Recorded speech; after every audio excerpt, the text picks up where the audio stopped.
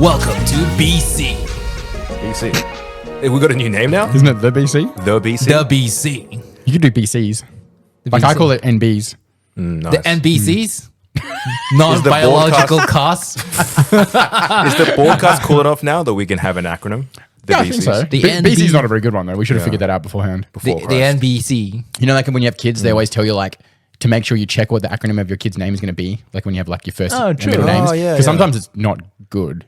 And 'Cause you have, like, 5 unfortunate. letters. Yeah, mine's DRAA. So in primary, yeah, it'd be DRA, which isn't too bad. That's not bad. My first multimedia company that I made when I was 11 was called DRA Media. Oh, that's not too bad. It was pretty cool. We'll take it. What about you? I was a very white little kid though in a country town, so not that The cool. LKL? No, ZKL. ZKL. Yeah, go That's figure. cool. Oh, yours is hits. like a Christian like Ezekiel. ZKL. Yeah, you could be a space marine. King. I'm like WC. A lot of people do No middle name? mispronounce. You don't have to say it, but you got a middle name? No, I don't have.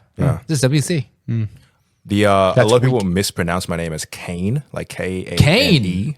And I don't mind that because Cain and Abel, the biblical Oh, tale. yeah. Although Cain's the bad Volcano. guy. Cain did kill his brother. I feel like you would take the bad guy slot though, right? Oh, you are the one It's with better like, to be the one murdering the brother than the one that dies, right? Is it? Okay. Yeah. Are you trying to get into heaven at that point? It wasn't that the story?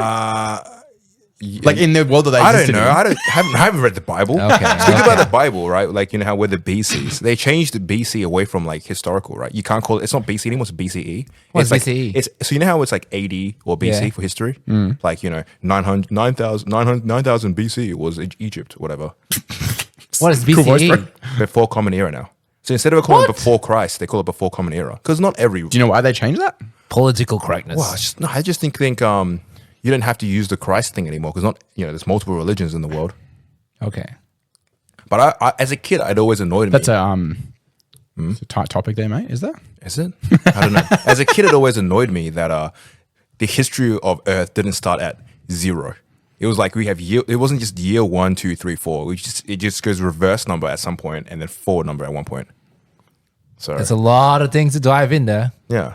Anyway, back on topic, gentlemen. William, how'd you go? You came back from Adelaide. I got smashed Yeah. in What happened? Adelaide. I don't know. You were there for a One Piece tournament, right? Yeah. Wait, hold up a second. Before we move on, Yeah. what does 80 stand for now? Adodominium? Adodominium? What does that mean? It's like a Latin thing. I don't know. The AD part is Latin, and then the BC is before Christ. And nowadays, I got no clue. I think now because it's like, the AD was after death, right? Yeah, I think so. is it? I don't know. Isn't that what I originally meant? I don't know. Look up. You got the computer. Yeah, I did. I googled it, but What does AD means? Authorized dealer. But now it's BCE it always is before meant- Common Era, and What? then AD is something Always else. what? it always stood for Anno Domini. Yeah. which I don't know what. What's and it is just a Oh, Roman so thing. that's Google Latin Domini. for Year of Our Lord. There Oh we yeah, after death then. But then we haven't changed the AD bit. So now No, we're no. I stuck think on- it's like Common Era and before Common Era now. Is the general science term. Got it. But as a young boy reading library books, I'm still sticking to AD and BC. Yeah, I guess they're like I get why they're trying to be more inclusive, but I feel like it's rewriting an exceptional like chunk of history, right? Yeah, that's also modern science. So, anyway, back on If we just go straight into like religious scripture. history. Good job, Year guys. 1, there was dinosaurs. Anyway, William, Adelaide. So, how did Team Eternal go? Oh, TSM did well. I just didn't do well. We got three. How do you feel like being the person letting the team down, William? If I'm not a. if good you're one of player. William's team members, can you write in and tell us how you feel about William Can you letting you mutiny? down? Can you take over William's spot? Ooh, I could. I'd be no better, but I could. No, one of his team members. They're just like, William, you're too we can shit at this." incite a mutiny. No one can take my place. Team owner. I'm like Mark Cuban. William's got the passwords to the emails, so it's like True. Yeah, it's if someone was going to cause a mutiny in your team, who would it be? Who's most likely Is it to? Zhao? Yeah, is Zhao? our boy Zhao? Is he the most ruckus? no. Was there more ruckus? If they want to go, they can go. It's like I don't care. No, it's not about going. It's about like making you walk the plank Yeah. and taking the team at violent You're the force. captain of the pirate ship, and then I'm one not of the your captain. I'm like the owner. Who's most likely to like go out on a bender after the event? I feel like he's like the definitely most. William. Yeah, probably me. Do you all go to the casino after as a group as well? No. Only the ones that like X2 or X3 means like you lost the first few games. Yeah, The people who won, they want to like go to bed, have a good night's sleep, get back in. yeah. Not really. Most of them go out have a good dinner because once you reach top 16, like a behind the scenes can be made. So you make deals. What I'm hearing is whatever happens in X town stays in X town. That's what I'm. hold on. That's what I'm feeling. Now I Usually- gotta know, what do you mean by deals for top so 16? if you got top 16, right? So top 8 gets the top The 8 special pricing, and then so you pricing. just split with your opponent. So you're guaranteed. So you just play, but you split.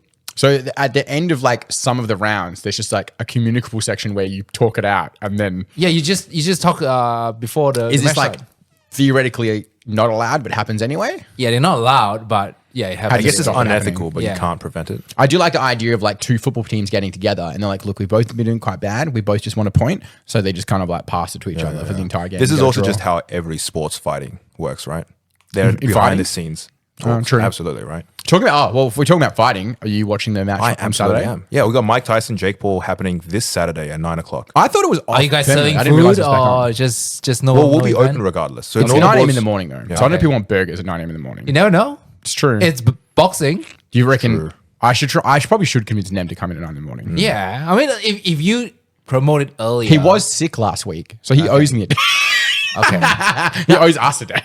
I'm already like a sports fighting kind of guy. And then it's like, I'm going to be here on the boards. I'm going to put the fight on the TV show. There's also going to be a 40K tournament on. So I'm going to get all those lads ready into their game. Nice. Put the fight on the TV. It's also in Netflix. You should get everybody playing in the 40K tournament to bet on who's going to win, and whoever like the winners get extra 100 points to their game or whatever. You at had the me end. at gambling. What? Yeah, That's yeah. I'm in. crazy. So, It's gonna be advantages though. yeah. Everyone's too distracted. Yeah, well, with they're getting 100 points more than the other person automatically. Yeah. It's an automatic win. Yeah. 100 points is like max score. Yeah. So you just have to bet on Jake Paul or Mike Just ruin Tyson. the entire event. It's perfect. But everyone I know, I think universally, Jake Paul is the heel. Everyone wants Mike Tyson to win. That's just how it is. So I'm really hoping, I'm praying. But wasn't it like 2 weeks ago, Mike Tyson was worried he was going to die? Yeah, dude, I watched side-by-side photos of him fighting and like, let's be honest, he's a 50-something-year-old man. He has an excuse, but he is a lot slower. Yeah. And But if he hits you once, I guess so. Yeah, but if Jake Paul hits him once, he's 50 years old. He doesn't have that much brain fluid left to float To around. move around in, Take yeah. concussions, Yeah, dude. Like, I'm a big fan. I've watched all of Tyson's fights. I was a big fan of him growing up. He's like got a very problematic personal life, obviously. So I'm a big fan of Mike Tyson as well. But Jake Paul looks pretty good. Yeah. He's like 112 kilos. He's genetically He's exceptionally made for it. fit. Yeah. he is fit. It's like, like- both the Paul brothers are like fit. It's kind of like, if they put Star Wars in like a reality, right? It's like you want Luke Skywalker to win, but Darth Vader's cutting him in half in about 2 seconds. Yeah, he should've right? won. You know what I mean? He just chokes that guy to death and continues on blasting planets apart. He doesn't like the good guys don't really win in real life. If it wasn't for the fact that Darth Vader was related to Luke Skywalker, like he would have just won, right? Yeah, 100%. Yeah. Just went hard It's- to me. I don't know what the odds are. Is I should see the betting on. check. Do you have the sports bet at Yeah, or yeah, yeah. whatever? I it's called? imagine it's probably. In I'm not a favor of gambling Jake. guy, so I don't really know how to look that up. Yeah, but I just don't try- know. what If you were being it's- sensible, you would vote. You would bet for Jake, right? But we're talking about an entertainment sports event because this is not a real we're not here to watch. Yeah, is this more like athletes. wrestling? I reckon it's all probably rigged, right? It's probably going to be some sort of like final finale send off. Do you understand how gambling works? Like for fights? for the odds? No yeah. idea. So it says pull by points decisions plus 280. Do you know what that means? No idea. Wait, so plus 280? Plus 280. Plus 280 to Paul means that people think that it means that people think that Tyson will win. Really? Yeah, because negative odds. Negative means that like it's No, it's less favor. plus 280. So it's pull by points or decision 280. So does that mean pull he's going to win by decision or get lost by decision? So yeah, they think that Paul will lose by decision. Oh, so when it says fight goes the distance is 100 plus 156. Like Oh wait, hold on. Yeah, I it think- might be the I other way think around. you got the other way around, I yeah. see the other way around. I think is. I don't know. I haven't. I have no idea. Because the fight doesn't go the distance is negative haven't bet on 200. sports So fighting negative well. 200 means that it's less likely to happen, I assume. Oh, okay. No idea. I love that this is just fact three check, guys who don't know what they're talking about. no Regardless, idea I what want to Mike to do. win, That's so. why I don't bet. I don't gamble. I ask people to gamble for me. Oh, okay. It says this is okay. It says Tyson by points or decision is plus 1,100. So people really think that. So point by Paul is plus 280. Points by Mike is plus 1,100. So I think that means that people are very likely to think that Mike is going to win by a lot. No. No. It's gonna be the other way around. Yeah. Because there's no way that Tyson goes all. Oh, 15 so rounds. is the bigger the number the payout or something like Probably. correlating to? I think so. If you know anything about gambling, you should go. I say see a I know how therapist. this works, but I only ever know how this works when it appears on the screen before the fight starts. Because usually, when it just says to take your money, that's the button you click. Have you ever partaken in like recreational gambling, oh, you bet. Casino. casino? That's it. What's I don't your- even know how to play. What's your go-to casino game? Roulette. William lets other Makes people sense. bet for him. Yeah, That's how other it people works. bet That's for me. smart because then you can if they win, it's good, and if they lose, you blame them. No, I don't blame them. I said whatever. I have some friends who like to go gambling at the casino, and every time I lose $5, I'm like, I fucking worked for that dollar. Like I worked real hard for that $5. I'm real grinchy To with my me, money. okay. Yeah, but that's why you gotta just Look. win it back. No, In no, your no, mind, no, it's like you gotta win. Right. So going to casino to me is like going to the arcade. It's the same Yeah, it's all concept. entertainment. So to me, it's like I'm going to the arcade to play some games and $100 budget, right? I get okay. Yeah, you go in there and play games. If you win some, you win. If you Sure. lose, it means you're actually playing That a is game. the attitude you should always have when Yeah, going to casino. that's how I Go go there in with an like idea. $200. Like Yeah. I just want to play some games. I guess if you've got self-control and you stick to that budget, maybe you're in a better Absolutely. position, right? Yeah, You should you always always- just bring $200. Like that's it. That's only the cash you're gonna. So that's bring. how I do it. I whenever I go to the casino, I always have cash that I've taken out. Oh, like I've taken out before I went to the casino, and that is the only maximum money I'm going to spend at the casino. In my mind, that money's already gone. That is entertainment money. Yeah, and if I that's do right. come out of the casino with more money at the end, I'm happy. You ever as won well. big? Oh yeah, Ooh, what's big? You don't have to tell us how much. 900 something. Wow, nice. Crazy. It's pretty good. Yeah. Yeah. But yeah, that's how I 900 that's I've how I walked see out it. of the casino with. though. Yeah, that's how I see it. Yeah. Always go in as a loser. I know I've told Kang, but I've told when I went to Melbourne for the Frost Top thing when Yeah. we were doing one of the events for the Marvel Arena. My mate Todd, we walk it because we stayed like right next to where the casino was. So we walked through the casino to the convention center. And on the first day, he's like, "Have you got like cash on you?" I was like, "Yeah." He's like, "Can you give me $50?" So I give him $50, and he walks up to it's roulette with all the numbers and spins. Yeah. And, he walks up to those, just puts it on one number, and like. It spins and it loses obviously because like what the fuck are the odds of that? Anyway, the next day we're walking through and he goes, "You got cash?" I was like, "Yeah." So I give him the $50 and he puts it down and he wins on that one number. Yeah, on the and it was like, straight. Oh, that's a $3 lot. grand. Yeah. Yeah, It was, and then later that day, It's 35 times is the amount on a straight. whatever so it's that whatever the 50 was. So he won a lot. He gave me my $50 plus another 50. I was like, cheers. Thanks, dude. And then, but later that day, he also won on roulette again quite a lot of money on the digital one, like the computery screen. Yeah. But it was like Connor and I are like have like grown up fairly like lower socioeconomic, and both of us are not good at gambling either because we're both real stingy with our money. So we kind of watched him do it for a bit. What Todd just did just then is what every gambler hates. Because what every gambler hates is you've been sitting on the table playing for a while and some guy randomly comes through, wins big. I've gotten some few death stares like that because I've had a few times where I'll just, I have like my night, I'm doing well. I'll have my I'm up whatever amount and I'll take whatever amount I'm up and I'll walk over to a blackjack table and play one hand. And All then- in. Yeah, just whatever. Because in my mind, I don't care about my winnings, right? Yeah. If I'm already up, I don't care if I leave the casino up or down. Is I- blackjack different to 21? It's the the exact same. Same thing. Okay. Yeah. Sorry. So there was one time I sat down on the table and I put all my winnings on the table. Nice. And then immediately the dealer just went 10, ace, blackjack, immediate win. I walk away.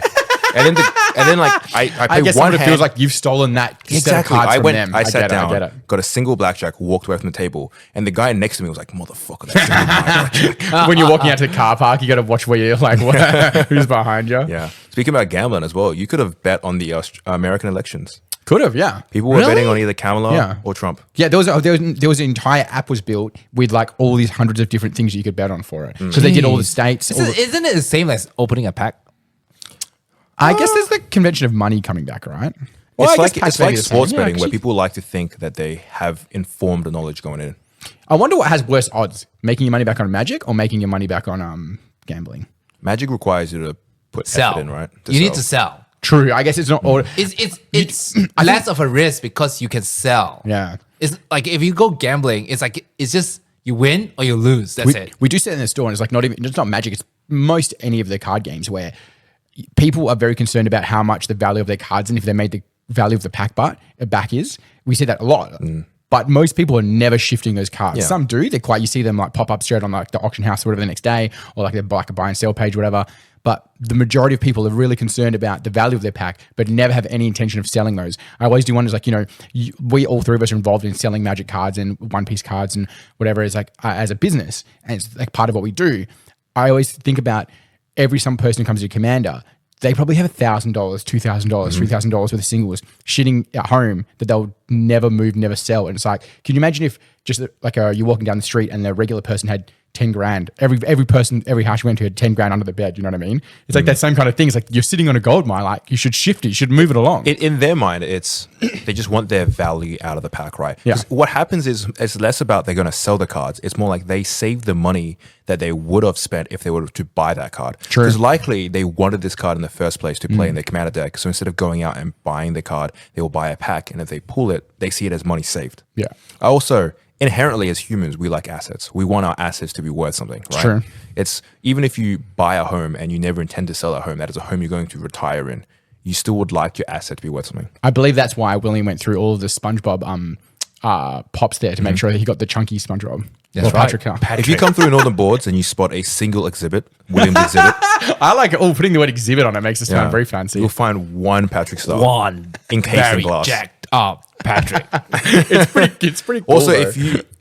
if you know the context of this, don't tell anyone. We're just gonna let people find out on their own. Oh, like a little Easter egg. It's a little Northern Boards podcast Easter egg Yeah. on why there's a SpongeBob in a glass exhibit. So Pretty cool. But speaking about cards and assets, we're doing the thing again. We have a new Magic release. We have Magic the Gathering Foundations. This is a new core set for Magic. The idea is that it's going to be a base platform from which Standard will be played on. We've found quite a big success with this set. It's been a lot of fun. Yeah. I had everything ready to go on Friday, and I sold out by Saturday. Yeah. Effectively. Yeah. So, and we're going to do the drafting thing that Danny made up. So, would you like to explain it, Danny? Yeah, cool. So we did the same thing for Duskmorn just before, where we picked our cards. We I forgot already the name of it. I could have like best of 7 or something, like whatever. It's just 5 cards. We did 5 cards this time as well. So all right, whatever. It's a snake. What a snake draft? Snake draft. That's it. Yeah. So we're going to draft our cards. I think we've all gone in with slightly different strategies this time, though. So maybe it'll be interesting. And I haven't done it for this one, but what I'm thinking of for the next one is, William, you've got to lock in your 10 card choices beforehand. And if somebody snakes it and you end up with less than, let's say, we'll go back to 7, I think, because it makes the most sense, right? So before, we've got to submit our 10 cards we've chosen. And if you end up with less than 7 cards, you just automatically lose that 7th spot on the line. Ooh. So it means you've got to be a little bit more you're going to want to snake, in this set, everyone's gunning for a doubling season or a Sire of Correct. 7, right? They're very popular cards. They're going to be worth a fair chunk of money either way. But if all 3 of us pick one of those, you might end up being cards down. Yeah, Maybe we do it you have to make 7 picks, but you only get 9. You're to submit. incentivized to make unique picks. Yeah, exactly. But then also, it's do we try and you get the mindset right? Maybe everyone else can be picking something else, so I try to pick this one. What I really want is to get the Patreons engaged in this. So I found what I was thinking. I was trying it out before. It was when we use a deck builder, like Architect or Mox Opal, we could start a joint one where you could submit your deck, which is your selection of cards, to it, because they automatically track the value of the cards and stuff like that as well. Right. So we can get submissions from the Patreons, and maybe we can do a little bit of a competition or something along the way. Nice. So What would the winner get though? we'll figure it out. You'll figure it out. I don't want to commit to anything now that I can't do. So I'll when I can sit down and come up with William it, I gives have you an a answer booster for it. box of One Piece. No. I do like the idea of winning a One Piece box off of a Magic event, though. It's quite funny. And then the end goal is we see roughly by percentage who makes the best amount of money. Yeah. So Nice. we're not concerned about the overall dollar amount. We're concerned about percentage margin. So last time with I don't think Dust- last time there was a clear winner. So Yeah, we're not sure. Whoa, I think whoa, between me and whoa, yeah. whoa. Oh, you negative boys? So I'm we're a gonna positive boy. I'm a positive. we're gonna add an boy. extra caveat as well before we go into this Foundations snake draft. Because Foundations is a core set and it's going to be around for the next 5 years, a lot of these cards are going to be in print in circulation for a while. So we're actually expecting an overall probable drop in value. Yeah, in I think most the of these base level cards will definitely go down, and some of the shinier stuff that people end up liking a lot, I think they'll probably scoot up. So quite really, high. I think it's a case of who can do best and not lose money. So we'll see how we go. We'll figure it out after a while. All right. All right. So You I'm wanna gonna start. I put all of our names onto the wheel of names this time, boys. Perfect. That is the planning that I want. We all just grabbed our phones, collecting our like set of cards. All right, I'm spinning the wheel of names. We're just doing it straight on my phone. Dong dong dong dong dong dong dong dong dong dong dong dong dong. Damn it! No, I don't want William to go first. Should we just go again? No. Yeah, no. spin again. No. William should go No. first. Okay, What do you mean? I'll remove William's name. He won last week. Oh, he won last event. So All right, William, surprise us with your first pick, mate. I'll pick the seventh son of the seventh son. Let's go. all right. So William went for the pick that I think we all were expecting to be worthwhile. So Sire of Seven Deaths is a 7-mana 7/7 Eldrazi. 7 letters in Eldrazi and 7 abilities too. Correct. Oh, let's So go. it's a 7-mana 7/7. This is colorless, by the way, because Eldrazi. And it has 7 keywords. It has First Strike, Vigilance, Menace, Trample, Reach, Lifelink. And then on top of that as well, for the final keyword, it has Ward, pay 7 life. So in order to target it with abilities and spells, you already have to pay 7 life. This card at 7 mana, colorless, it's pretty easy to play. Yeah. And it's going to be pretty ridiculous to fight. Mark B on pre-release, he ended up with one of like the size 7 in his pre-release box. Oh my jeez. And but he also got an Embercleave.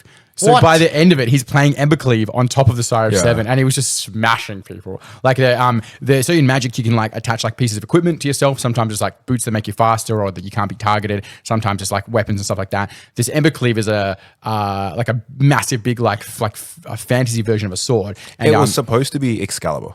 I see. That It's makes the, sense. it's the for Magic set. the Gathering equivalent Like of a version of Excalibur that. before Yeah. they did actual Excalibur. But you can like normally with equipment, it attaches slowly. Like, you know, the idea is you prepare yourself as you go into battle, so it's very clear to your opponent what's going on. It's hard to like move it around after that. It needs like a trick. But Embercleave, you can spin onto the field at the last minute and attach to your creature after it's already declared attacking, which can really like mess people up because they're like, oh, I'm not going to block or whatever. And then now it's going to Embercleave. Well, I guess you have to do it when you're attacking. But either way, it's like effectively surprise. a combat trick. It's a flash equipment. It's Yeah. very reactive. So imagining like, it's kind of like you start a fight with a guy at the traffic lights because he flipped you off and you're like, no, bugger you, man. And he says, no, bugger you, man. And then you get out to punch him, but then he hits just like a mallet. And you're Yeah. like, oh, fuck. But in this case, it was like a 12 gauge. Yeah, shotgun. he throws a dare us coffee and you're like, oh, shit. On top of that as well, it's important to mention that Sire 7 Deaths is a 7 mana cost, which is exactly Tron mana. So there's a cycle of lands in Magic called the Tron lands, and together they create 7 mana. So your 3 lands together will create 7 mana.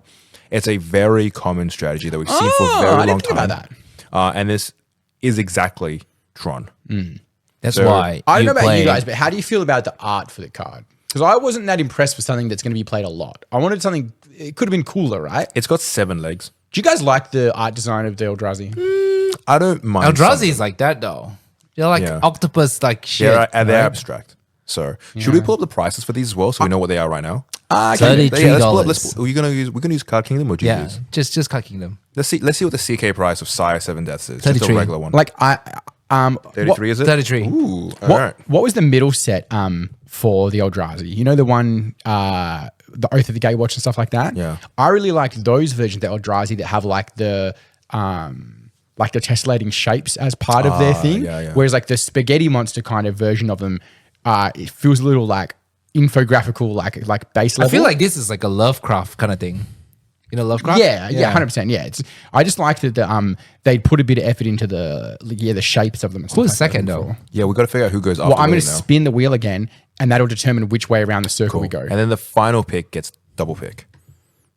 Yes. Ooh, I kind of want the double pick now. Yeah. yeah, Double pick yeah. is good. But I think we all started with the obvious pick, which is Sire 7 Deaths. Yeah. Even right now, it's starting to trend up in price. So Is that higher than the big green card? Dublin Yes. season. The price? I It is think the Sire highest. is the most expensive card right Most now. expensive. When they spoiled this card, most of the set was, oh, this is good. This is actually a great card. And then when they spoiled Sire 7 Deaths, everyone was like, oh, oops, wait a minute. That seems... And then if you can ramp to like 7, I'm solidly not looking forward to fighting this card. I'm gonna play it in my Highlander deck. It's me. Who's me? It's me, Mario. It appears that me has won the go for the next round. So I have put my cards into Architect on my phone, which I thought was quite smart. Doubling season or the Bloodthirsty Conqueror. I do like... If you don't pick Did you this say too, that, Kang's Danny? gonna pick this too. What two? Doubling season and Bloodthirst. No, I'm not picking Dublin. Oh really? No, I don't think so. Okay. Bloodthirst maybe. Do you think Bloodthirst is going to survive the fight? Like, a month from now. I guess we should explain that. Yeah, because it's a standard. It's a vampire card. Yeah, a standard, and you can play in standard though. So I guess we should caveat. It's a 5/5 for 5. Yeah. It's got flying and death touch, which death touch is pretty much a bit of a nuisance, you know what I mean? Because flying is already hard to deal with. Then it becomes the death touch thing where you don't want to block it, right? Yeah. And then it has whenever an opponent loses life, you gain that much life, which is a huge like archetype of like, well, I'll just gain a bunch of life and then ping other people for it. So I do get it. I kind of don't want to pick it, but it makes competitive. Because you only get one pick right now, right? Yeah, and we're down to 5, so there's less space for the pick It hinges on if this card sees standard competitive play. Because realistically, a 5-mana 5/5 isn't going this to a play Sheldred? in Modern or Legacy. So we're really hinging on standard here. It plays into the other vampires that care about life gain. All right, I'm gonna be lame, and I'm gonna pick the bloodthirsty vampire because it makes the most sense. At least it makes my next two choices easier because that takes away one of my potential choices. All right, what is yours? What, $30 Wait, yours? so how much is Bloodthirsty? 30, And how much was your Eldrazi? 33. 33 and 30. So about, on average, your high picks in this set about $30 for the base rate cards. All right. I don't mind that at all. I'm going to go for like a little bit more of a left field pick here, I think. I remember first seeing this card and being very impressed by it. So I'm going to pick Kiora, the Rising Tide. So Kiora, the Rising Tide is a 2 and a blue. So it's a 3-mana 3/2 Merfolk that says when Kiora enters, you draw 2 cards and then discard 2 cards. Drawing first before discarding is a lot better than discard then draw, just because you will actually see the cards and then you get to choose to discard them or not. And then she has an extra bonus effect, which is Threshold. Whenever Kiora attacks, if there are 7 or more cards in your graveyard, you create an 8/8 octopus. The heck? So if you have 7 or more cards in your graveyard, doesn't matter what they are, if you just have 7 in your graveyard, when she attacks, she creates an 8/8 octopus. That's pretty good. It's fun to get Threshold back, which is traditionally something I haven't revisited in a long time. And then the good news is that she also discards you cards, so she feels herself. And as a 3-mana 3/2, her rate's not great. She does loot you 2 cards, not bad. And if you can't answer it. If you do get an 8/8 octopus, that's Every pretty turn. good. I just listened to the War of the Spark book on audiobook, and I don't remember Kiora coming up at all. I wonder why she was left out of that. Was she alive at that time? I'm not sure. She always felt like kind of a background character to me. You ever you read the book or anything? No. It's not bad. I absorbed my Magic the Gathering lore through Wikipedia, YouTube, and then Matt Forrester. Matt Forrester. All right. So that was my first pick. I get double pick because you guys go called dibsies on the cool one, Yes, sir. especially William, because I'm mad at William for picking Sire. I do like that William got the first pick, but he only netted $3 more than me. You are sitting on $5.50 for your card. Then. All right, So $5. it's a little bit down, but very a reasonable cost for this But character. if you're picking the card as $5.50, if it drops to like $4, your percentage drop is not as much as That's if true. we drop $3. that was kind of like me. That's what I was thinking as Yeah. well. Like it's risky, right? If you pick the top ones and if it dropped $3, that's 10%. 10%. If you drop $1, like fine. Yeah. And then I'm going to pick my next favorite card from this set. I don't think this is... I don't consider this card crazy, right? Okay. But I see a lot of potential in it. 9 Lives Familiar. Oh, that's like pretty it. good. I like you this one. second. Yeah. So 9 Lives Familiar is 1 and 2 black. So it's another 3-mana card. 3 mana for a 1/1 cat that has 8 revival counters on it. And when a creature that has revival counters dies, it comes back onto the battlefield. So effectively, 9 Lives Familiar, is a cat with 9 lives. And it's not very impressive because it's a 1/1, but you can use it to block a bunch of times. But more effectively, what it is a sack outlet. So, and then you can just keep recurring it as a sack outlet. We did. So Connor, who we've mentioned before, just before he plays a cat dog deck. That he plays mostly meme decks that are like half group, half totally ruining the game of Commander. And he has a 4-color deck that's like cat dogs, and he's really into it. He's actually kind of pushed into making a second cat dog deck because he has so many cat dogs he really wants to play. But none of them play black, and he doesn't play red or black at all, effectively, right? And I'm trying to convince him to do a really horrific mono black, ruin your opponent's life by sacking your creatures, making them sack their creatures deck. And I was like, now you get to use all the black cats you've collected from this set and lose more friends. 180 the card. 180. 180, yeah. Normally, the cats never come in colors outside of, say, like white. Yeah, Or, So, Well, there's a lot of white, green. There's a lot of green. yeah, green cats quite a as bit of well. green. Yeah. So, I believe all the black mana cats are legitimate black cats. Yeah. There's they're as far as I can tell, they're all actually black. We were going through them, but a lot of them have like when they enter, your opponent discards a card or like sacrifices a creature and stuff like it's like quite oppressive stuff that once you jam them together, you're probably not going to win a card game, but you'll definitely piss some people off while you're doing it. I want to hear what Danny picks. Whoa, you can't just snipe ahead, right? Now you have to pick one. No. It's back to you. No, Oh, it's so the reverse it Danny. around. There's Yeah, a yeah. snake draft. William gets double pick. Boo. Whoa. You got a double pick, bro? You got a double pick, bro? The thing is now, What? if I don't take you put me in a shit spot. I don't want to take doubling season either. I want to put in something that's fun. Just put it in your fun one. Realistically, I was hoping you take doubling do season. you think doubling season will go up in price though? Double it's gonna be- season is... It's definitely going to win the game of who has the most value. While the demand, we'll go on margins, right? Overall margins is the only thing that matters. It's mythic too, so Yeah. it's not easy to hit. But the demand will always be there for doubling season, but it is going to be in print for a very long time.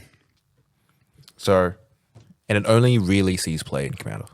do you know what? I'm gonna skip the I'm gonna skip it and I'm gonna go to Liliana Dreadhorde General. Nice. Because I think she's that Planeswalker. I don't even play Planeswalkers in my Commander decks. Like I'm very not anti them. I just don't use them. But I will put a Lily in most black decks because it's bloody good. Yeah, yeah. And it's Okay, like okay. I feel like I think it's only about $10 or whatever. What we look at $9.50, but it's consistently scoots back up to $10 after a little bit. And I think like there'll be a push for it with people. Like it makes sense to play it in standard based on some of the other cards that people will be playing in standard. So it might punch that up a bit as well. Okay. Yeah, so we should explain Liliana's effect, right? I believe she's a 5-mana Planeswalker. 950. 6-mana Planeswalker that has a static ability that says whenever a creature of yours dies, you draw a card. Correct. Right? What is her uptick? Create a 2/2 black zombie. Yeah, for one, you make it for up one, you make a 2/2 black zombie. For down 4, each player sacrifices 2 creatures of their choice, which is in like Commander, not as oppressive. In standard, when there's going to be a lot of creatures on the field, much more oppressive. You know what I mean? On average, you have 2 to 3 creatures at most. The fact that you can like your opponent just has a single creature. You play your Lily, you down tick it. Now they've lost tempo. You know what I mean? You can make the zombies to meet, so you can try and protect the creatures you want to keep. But even if you're just putting it down to just constantly sacrifice off their creatures, it's Correct. fine. You know what I mean? So I think in competitive play, I don't remember. It came out in War of the Spark, right? I don't remember. I didn't play standard in. I actually can't remember either as well, but I remember she was an absolute all-star for the drafts, the limiteds. the Oh previous. yeah, absolutely. If you're getting draft, you're banging. Yeah. But I see a lot of potential in her. Her static ability is almost just enough as it is. In Commander, just having the ability of drawing a card when your creature dies. Oh, great commander card. The only thing is though, it's whenever a creature you control dies, you draw a card. So if you're not careful, you can like nuke half your deck without meaning to, because a board wipe can really have an effect. Just depending on draw what you're a doing. bajillion Well, cards. I tend to play like in a token deck because that's what's kind of where it's going with it. But you can get caught out. Gotta live quite life on quickly. the edge, man. Keep making a million zombies and just try not to get killed. See where we go. Yeah. I like it. I like the new art design of the little as well, with like the blue tattoo shiny things going on. Like the old one's very cool and such a classic card, but I do like the art direction. She's that getting goes in. juiced up by the chain veil there. Yes, I think so. Yes, yeah. All right, William, you get the double pick. Yeah. I'm not picking doubling season though. Ooh. I'm gonna pick. Was William trying to bait us into picking doubling? I'm gonna pick my roots for my commander deck. So I play a dragon deck, and this set You got a couple surprisingly- choices here. There's some good stuff. Surprisingly, this dragon is pretty good. It's called the Twin Flame Tyrant. Did you have Twin Flame on your list as well? No. I really like. There's the full art with the 2 heads going in different directions, shooting flame. Some of the coolest art. Do you remember that dragon movie that came out in the early 2000s? And it's like a post-apocalyptic world, and they're like, Oh, I know. It's a Christian Bale. yes, it's Christian Bale. That's right. It's called. Oh crap! I just watched it that day. Oh no! Then I can't remember the name either, and it's hurting my brain. Wait, so Rain of bad. Fire. Rain of Fire. And then Wait. what's his name? The guy, the Highlander guy, right? Not Highlander guy. The other guy. I haven't watched Reigns of Fire. The guy who speaks like really like a cowboy. What's his name? There's a lot of people. That's at the moment. That's Austin. Rain of Butler. Fire. I know the guy who's the main If this is a pro tip to any, especially if you're younger and you're listening to the podcast and you haven't watched Reign of Fire, go back and watch Reign of Fire. So good. The ratings for it horrific, I have but not don't watched. worry about those. All right, it's So It's all good. there. Matthew McConaughey. Yes, I do. Yes. It's has dragons. It's kind of like an Yes. all-star cast. Like Jared Butler's in it. Isabella Scorpio. Like there's some. And like, this is like some pre, bangers, like bro. before they got like real famous too. Yeah. Kristen Right. Bale was like someone like you don't know who is. Yeah, it. I don't think the budget was exceptionally large for this. yeah. But the movie is great. But it I was, like it. Yeah, I love it. It was good. It was good. So good. Oh, we're talking about movies. You know how a while back, this is a callback. We had an episode where we talked about like movies that didn't do so well. I finally stumbled upon on Wikipedia the movie that had the worst box like office opening ever in Is this America. like just at all, or compared to how much money they spent on it? Just overall, they made $30. What? $30. Box office opening was $30. So one person went. Yeah, one He didn't person even went. take his wife. He just went by himself. What movie is that? It's called like Zystic Road or whatever. It's some stupid horror movie. What? It basically screened in one like cinema and they took it down like a weekend. They took it off a I'm weekend. sure like people will watch it, like right? Even though it's a random movie, right? I feel like there's a lot of things that people only watch like on a plane or on Netflix. Okay. No, like- but no. But Dan, right? Is it Yeah. Dan? But I think if we're talking like overall margins, there's some worse ones. I found one that was called this one also had like a real cast. It had like Jennifer Love Hewitt. It was called Trojan War. The movie's called Trojan. I've never even heard the of it. Trojan War of it, but it's a comedy movie about a dude who's trying to bone, but he doesn't have a condom. So he has to go on like this massive quest. Was it paid for by Trojan I Trojan don't know. condoms? But it 'Cause had that's like a brand. it had like Jennifer Love Hewitt's a real actress, and then the movie cost $15 million, and box office opening was $300. This is What? this is 1997, William. Do you remember? It's a young Jennifer. But Love if you go to Hewitt, the Wikipedia, it says like they made like $300. They didn't profit $300. They had a total of $300 out of the box office opening before it got taken off the cinemas. there's a lot of people that I haven't ever seen again in here. Yeah, I imagine, dude. The studio probably just exploded. Like it got fucking shuttled. Okay, so Anyway, so you got Twin Flame Tyrant. Twin Flame Tyrant You is explain what it does. $20. So what does it do, William? $20. So what it does is a really good Twin Flame Tyrant. So if a source you would control deal damage to an opponent or an opponent control, it deals double damage. So you do double damage off a dragon that is a 5/5, I believe.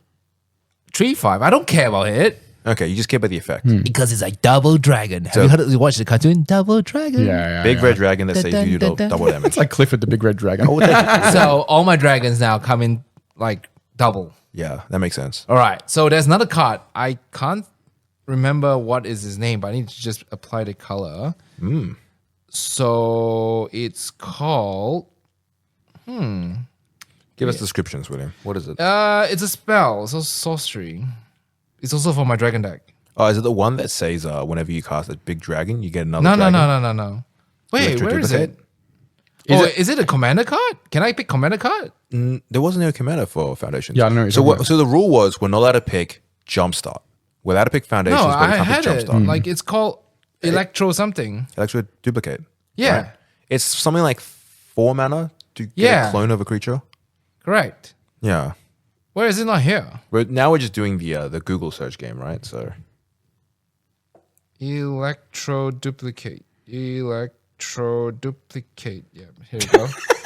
good job. Yeah, I found it. It's pretty cheap. It's only like 3 mana, 80 cents. Oh, I see Yeah, what yeah. because it's electro. Yeah, it's all the words So it's together. 3 mana for create a token copy of a target creature you control, except it has haste. And then it dies at the end of the turn. So you make a temporary token. Of How a about you dragon. copy the Twin Flame Dragon?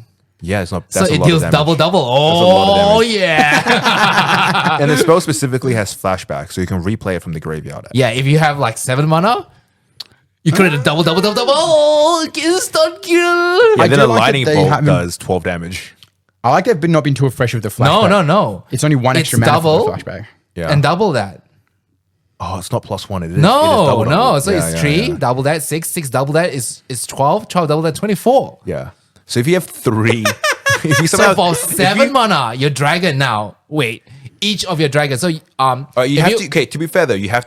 We're talking hypothetical fairy tale land. all right. So if you cast that twin flame dragon first, and then you wait a whole circle, it comes back to you. It is 7 mana turn. All right. You know what? I like it because William's really manifesting the mindset of a dragon player. Yeah, Which is, absolutely, I want yeah. to just do the biggest. All the eggs are damage. hatched. Yeah. So you just attack with that. 3 damage. No, you copy. So you got 3 of the twin flame dragons in play. So each of the twin flame dragons will deal double that. So 3, 6 become 12 damage each of the dragon. I like it. No. 6. Wait. Hold on. No, not yet. So double once, double twice, and double twice. So 24 damage though. Each dragon. It's pretty good. Plus, if you have the dragon that creates Dragons a when you 6/6 dragon when you attack with a dragon. Laughless or the No. There's a I can't remember the dragon's name, but whenever you attack, you can gain a dragon as well. Yeah. Yeah. Yeah. Lots of triggers with this as well. Yeah, it does, Oh my yeah. god! If you have like the what's it called? The what's it? So the next magic event that William puts on up at the boards is just going to be him. It's just everyone fights him with his dragons. Yeah. We do like a Pokemon Center thing where you've got to come in and try to beat. There's you got to different try and beat levels the of trainer. difficulty. Yeah. I've lost Final my boss is mana crypt on Dragon the Master. deck, so I need to find a new mana crypt though. You sell it. No, Oh, ban. yeah. Well, you can just put this new dragon card in straight there for him. Yeah. Don't worry about the I'm mana. curious though. What is everyone doing with their mana crypts? They just everyone have it just sitting there now, Yeah, I just sit in there. just in a binder somewhere waiting. Just sad. Yeah. Just that maybe one day Wizards will reverse it. You know, so we bought mystery booster boxes, 2 drafts in the store, right? And they come with some extra stuff and booster packs and things. We opened them up, and we sold most of the booster packs as the most financial, like mature things to do. You know what I mean? Making good decisions. But we ended up with one left over, and there's inside was a collector booster for Masters. Is it Masters 2? Commander Masters. Commander Masters. For Commander Masters, Ixalan. and the one with the jelly on the front. Jelly. Yeah. The fantasy one, the Return to the Fantasy Eldraine. one. Eldraine. Return to Eldraine, Yeah. yeah. Oh, that was. And I opened up the one pack of the Commander Masters. So I didn't open up any Duskmourn for myself. I didn't. Black Lotus. I didn't open any of that. Do you know what I got? A jeweled lotus. Is it a it's an etched jeweled lotus. We yeah. immediately opened the band card. Yeah. I was like, of course I did that. But to be fair, if we'd sold that to a customer and then they opened up a jeweled lotus, I would have felt bad anyway. Yeah. True, that's true, not true. It's All a right. fun tale. So it's 80 cents for that card. See, I'm picking a low one. Yeah. So that's yeah, your 2 yeah. picks then. You chose Twin Flame Tyrant and Electro. I picked something that I like this time. Nice. I'm also going to go off a little bit off base for my third pick. I'm going to go for Rite of Replication. So Yeah. Staple card. to me, it's such it's such a staple. It does so well in Commander. I'm not sure how it's going to play in Standard, but it's only 4, and it consistently bumps back up to about $3 to $4. It's sitting at $5 at the moment. I don't think it'll stay there, but if it continues to live around that $3 to $4 mark, I'll be pretty happy with the choice. Yeah, definitely can't be upset at that. So Interesting. because we're basing off margins here. If we ever get a card that say like if a dollar card becomes a $3 card, that's margin. You know, you make 200% margin. Yeah. So that's what we're hoping for here. I've played big fan because like you can really blow out a game, like look like you're behind, and all of a sudden you've got like 5 of these like this some because the thing is you can target other people's creatures as well, right? So it's like, wow, wait, can you? Right. Don't know. Yeah, it is. It's any creature. You can target any creature. So someone plays like something that's disgusting. Now you've got 5 of them, and you're like, it's like, and it's like, I do like always like the gameplay of like when somebody does something gross and then you do it, you copy it or you take it from them, and they can't be that mad at that point because like, well, you brought this into the game. You know what I mean? Like you instigated the fight that we just started. Alrighty. Not bad. Not bad. All right, Kangles. That if we're only doing 5, that brings you to your last 2 choices, mate. 1, 2, 3. Go. What? Oh no, sorry about that. It's bad math. That's 11 Oh, PM so when we maths. come back on the end of the snake, you only have 1 pick. Yeah. Yeah. Wait, 1 pick. Oh, you're already 5. Well, he'll We're, be. we're all trying to get to 3 right now, right? Effectively. Yeah, you're going to do 3 and 4 now, which Yeah. means when it comes back around, you're only getting 1. Oh, so Yeah, I do yeah, my I do a double pick now. Yeah, Yeah, you of still course, do of double course. pick, Okay, yeah. sick. Yeah. All right. I'm down for a double pick right now. All right, so for my double pick, I'm going to pick a card that is... Now it gets tricky because there's so many cards for consideration. All right, I'm going to pick one that I have my guts in. I think it's got a potential to it. All right, I'm going to pick Mossborn Hydra. What's that? So Mossborn Hydra is a 0 and a green. So 3 mana. I keep picking the 3 mana cards. This is just what I'm doing. It's an elemental Hydra with trample that says this creature enters the battlefield with a +1/+1 counter on it. And whenever you play a land, you double the counters on this creature. I did see some people playing it yesterday at So landfall Highland that. straight away. So for landfall. So the theory here is that when you play it, it's not very impressive. It's a 1/1. And then the idea is you play a land on that turn and it becomes a 2/2. Oh, if you play like those fetch lands. Correct. So 2/2 is not impressive still, right? But the immediate moment, because it's doubling effect, right? The immediate moment you get to your next turn and you play another land, it's a 4/4.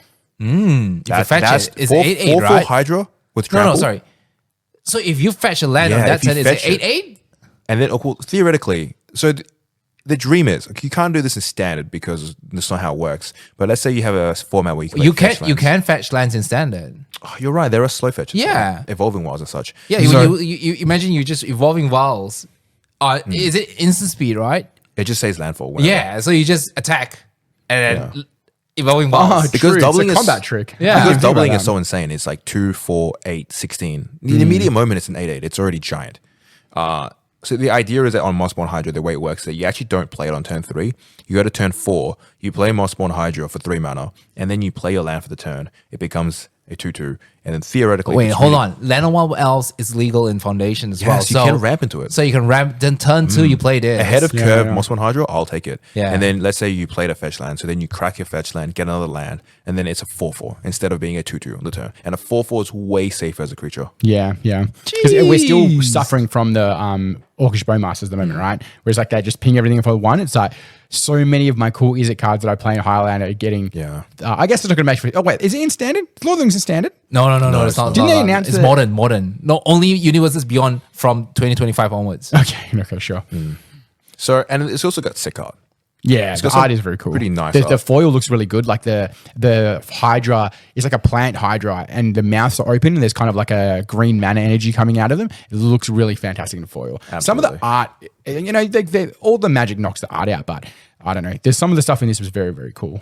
All right, what's the second All right, pick? and then I got a double pick, which I'm super keen for. My double pick here is going to be, I'm going to go down low, nice and cheap again. I'm going to pick an uncommon like you guys did.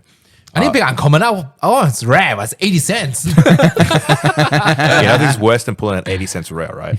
So we're going to go low. I'm going to go right down to, ooh, I got some good picks in my, the problem is I saved a bunch of pictures on my phone. Yeah. and I want to pick all of them, I right? picked 15 in case I got sniped, but no one's picked anything that I was going to pick anyway. Yeah. I Well, was we're too playing mad. the game here. I'm going low to the ground, cheaper, playing for margins. We're going, stock market shares. I'm Warren Buffett. Penny stocks. Penny I'm stocks. penny stocking He's a right now. wolf of Yeah, yeah. Wall Street. The king of Board Street. Yeah, watch gotta out, do Warren that. Buffett. It's not Berkshire Hathaway. It's Boardcast here. All right, I'm going to pick Vengeful Blood Witch. What the hell, then? So Vengeful Blood Witch is a 1 and a black, so 2 mana for a 1/1 vampire warlock, and it has the Blood Artist effect. It just says Ooh. whenever a creature or another creature you control dies, target opponent loses 1 life, you gain 1 life. How much is it? 2 mana. How much is it? It's probably like a 50-cent card right now. I'm surprised that it's not more expensive than it is because it's Because there's so many variety now. Yeah. When it used to be like blood art is only right, it's pretty expensive. True. Yeah. When Now there it's like was- so many variety now. It's really competing with the other aristocrat style effects. so they are not reprinting. They're just just making another card. they're making new ones. Yeah. So I'm hoping that the Commander players want to pick it up for their aristocrat style decks, and I'm hoping that maybe Vampires in Standard wants to find itself playing some sort of aristocrat strategy. Correct. And now if someone removed the blood artist from the game, you still have like other options, right? Definitely. Yeah. That's my 4th pick, which means that I'm down to 1 pick only left, and I have to wait till it cycles around. Yeah. I'm I want to fairly, see. I want to see what Danny picks. I already got I'm a pick. fairly happy with what I've picked so far. So, yeah. I did point this out to Kang before. It's a little bit of like a competitive pick, a little bit of a hero there, but I'm going to go with Authority of the Councils. Yes. Yeah, that card is so good. Yeah, it's so good. It's sitting at $10 at the moment, or $7.80, sorry, or $7.50. But it's like very good. I don't know how it's going to. The purpose of it in Standard will be. It'll slow you down a bit. I'm not sure. But in Commander, such an all-star. I don't like to. Haste creatures just get So it's a locked 1 up. mana. It's a 1 mana enchantment that says your opponent's creatures enter the battlefield tapped, and whenever your opponent plays a creature, you gain 1 life. Correct. Pretty good. Even though it's really, really strong in Commander, it's actually oppressively strong in 1v1. I guess there's a lot of things that might like specifically like bring in tokens that got haste and they go away at the end of the turn. It's going to stop those like a lot as well.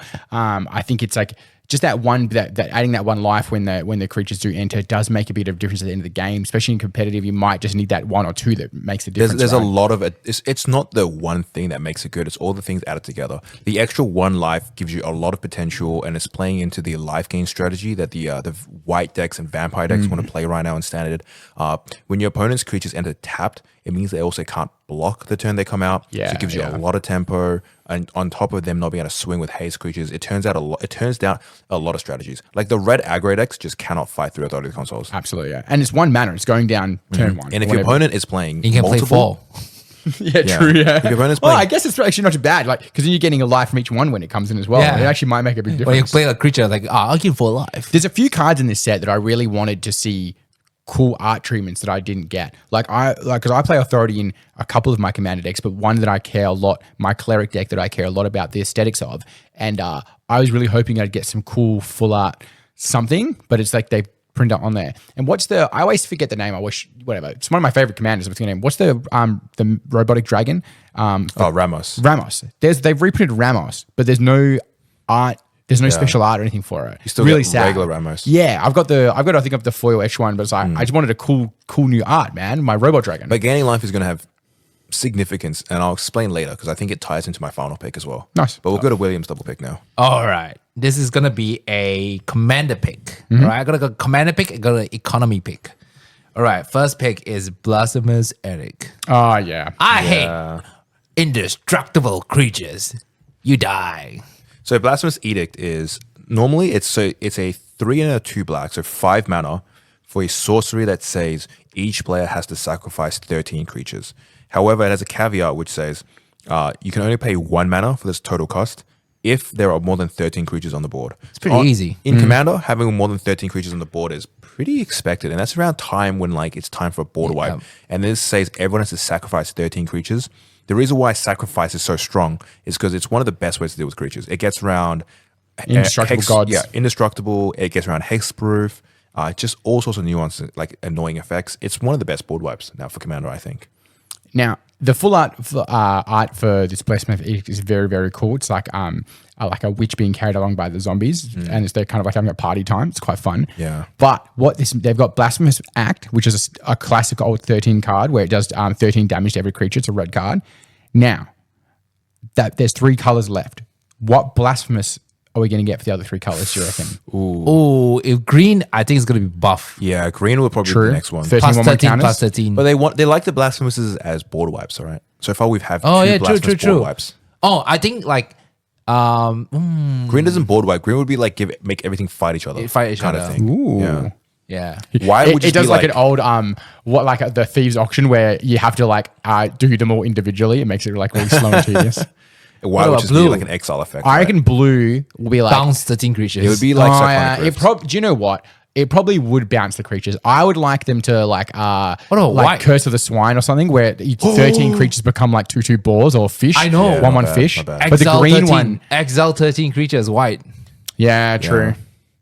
Oh, that's so crazy though. Yeah. But it's still not as good as.